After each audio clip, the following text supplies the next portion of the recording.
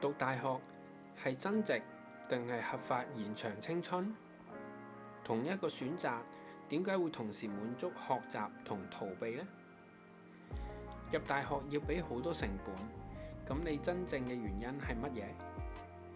今日同大家一齊拆解大學點由求學嘅地方變成延長青春嘅避風港。Hello， 我係 AY。近年香港升大學嘅競爭加劇，雖然 JUPAS 整體錄取率近2年都維持喺大約40%左右，但心儀嘅學科嘅學額變動同劇烈嘅競爭，令到唔少考生同家長都覺得壓力會比以前大好多。有啲人會一路讀上去，學士升到碩士，到最後讀埋博士畢業。但讀書嘅背後，究竟係為咗揾更好嘅工作，定係拖延抉擇？而家返緊工嘅你，仲有幾多內容係同你以前讀書係有關㗎？下低留言分享一下你嘅睇法啦。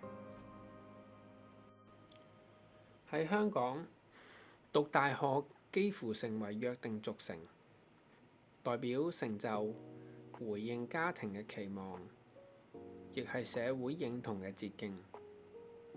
喺好耐以前，大約60、70年代，只有港大同中大，其後80年代開始擴充成今日嘅8大，加上而家有嘅自資學位、副學士、高級文憑、專業證書等等。但隨住學位普及化，社會對學位嘅期望都改變咗，帶嚟以下3種最常見嘅反應。第一種反應，跟大隊心態。一直以嚟，社會塑造出嚟嘅概念係家長教小朋友讀好書係學生嘅本分，直接塑造咗學生呢個社會角色，讀唔到大學好似冇盡到自己嘅責任咁樣。第二個反應係增值思維，希望透過專業課程提升競爭力，普遍認為讀書就會令自己更加叻，但好多人忽略咗大學只係輔助，真正增值係源自於個人嘅努力。第三種反應就係人脈建立嘅策略。坊間都講過話，識人好過識字，但人脈需要實力做基礎，單靠學識未必可以改變到命運，所以實力 crossover 人脈先會變成一個機會。講到呢度，精英文化同特定職業背後有關聯，但當學位普及，社會對學位嘅期望係咪需要重置呢？當然唔係人人都同意讀大學係必須嘅，有啲人可能唔係唔想讀，係真係分數唔夠，考唔到，又或者屋企負擔唔到，甚至乎要半工讀，呢啲都係現實嘅考慮。仲有人會舉例，好多成功人士就算都冇 degree， 都可以為世界帶來改變。所以喺某個角度去思考， degree 未必係成功嘅關鍵因素。亦都有人會話，讀書真係為咗興趣，為咗追求知識，唔係單純為咗錢。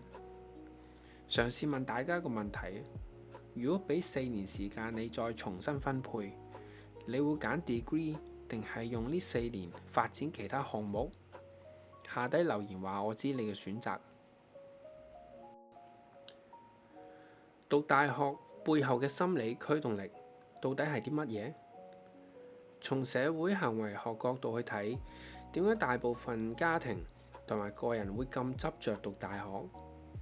背後其實有3個強大嘅驅動力。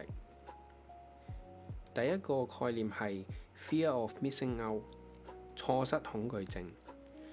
簡單嚟講就係驚人有我冇。特別係社交媒體年代啊，見到朋友精彩嘅大學生活，擔心錯過典型嘅人生體驗，結果為咗唔想後悔而報讀大學。第二個概念係身份認同同埋建構。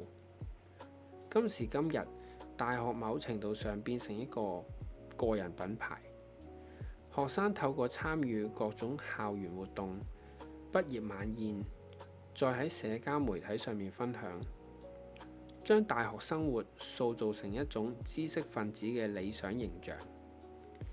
校園嘅建築、學習嘅空間，都成為咗展示個人品牌嘅一個背景，甚至成為一個跟隨自己一生嘅標籤。即使你冇喺社交媒體展示，呢種品牌化嘅校園形象，依然會影響到升學決策、在校體驗同埋社會對院校學生嘅印象。第三個概念，亦都係最核心嘅一點，大學就成為一個合法嘅避難所。喺而家充滿不確定性嘅時代，面對經濟嘅環境啊、就業困難，大學提供咗一個合法延長青春、面對不確定同畢業即失業嘅焦慮，唔少人寧願延遲決策，留喺舒適圈。有兩個例子可以分享俾大家。喺成功嘅例子，有同學透過大學嘅4年時間探索到興趣，最後揾到真正想做嘅職業。另一個失敗嘅例子係，有人讀完四年大學之後，仍然都會好迷茫，只係將個決策推遲咗4年。總結嚟講，大學已經唔係單純教育機構，而係一個社會嘅緩衝器，俾年青人有時間去適應呢個成年嘅世界。呢3個概念令我諗起自己嘅經歷。大學時期雖然我功課成績唔錯，但 Professor 仍然對我嘅進展唔太滿意。當時我都唔係好明白係咩原因，直到畢業之後揾到佢，再問翻呢個情況，佢話我整體表現其實都唔錯，但有個問題就係我只會展示自己一個熟悉或者比較有信心嘅部分俾大家，唔敢嘗試一啲冇把握嘅嘢。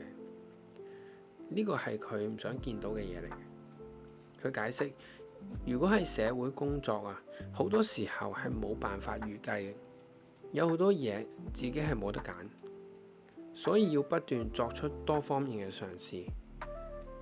呢個經歷改變咗我對風險同成長嘅理解。大學最大嘅價值未必係知識嘅本身，而係一個安全嘅試錯環境。但問題係，如果我哋將大學當成一個避難所，而唔係進步嘅地方，咁就浪費咗呢一個機會。所以大學最大嘅價值係俾你喺可控嘅風險下不斷試錯，同時建立真正嘅能力。呢個係最難得嘅。總結返今日講嘅嘢，我哋從讀大學呢個現象學到3樣嘢。第一，現代大學已經變咗社會嘅緩衝器。FOMO、身份建構、合法避難所呢3個功能已經超越咗傳統嘅教育目的。社會俾咗大學一個延長青春嘅合法性。第二，讀大學嘅動機已經多元化，唔再單純為咗知識或者工作，而係為咗滿足各種社會同個人嘅需求。但呢種多元化有時會令人迷失真正嘅目標。第三，個人選擇仍然係關鍵。無論大學提供咩環境，最終都係睇個人點樣運用呢4年嘅時間，係用嚟成長定係用嚟逃避？決定權都喺學生手上。記住，人生有好多條路，無論你嘅選擇係點，都係要諗清楚，到底你想得到啲乜嘢，為咗咩原因出現喺呢度。最後問大家一個問題：如果你冇讀過大學，對你今日嘅成就會唔會有大影響？歡迎下低留言分享你嘅想法。我係 AY，我哋下封信再見，拜拜。